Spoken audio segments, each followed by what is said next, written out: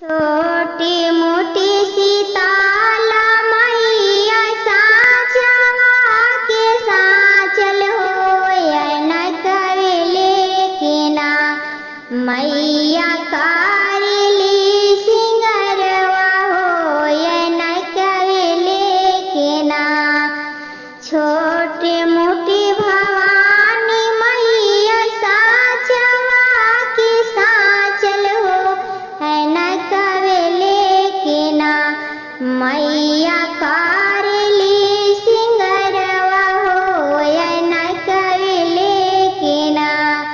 घोड़ावा चढ़ा ले आवती भैरवनाथ भैया हो कहाँ रे चललू ना बहिनी कारी की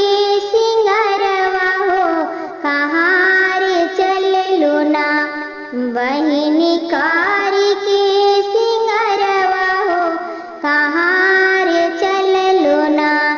घोड़वा चढ़ा ले आवती भैरवनाथ भैया हो कहाँ रे बहिनी ना चललू कारी की सिंगरवा हो कहाँ रे बहिनी ना जाए के तो जइबो भैया सेवका नगरिया हो कि उनके घरवा ना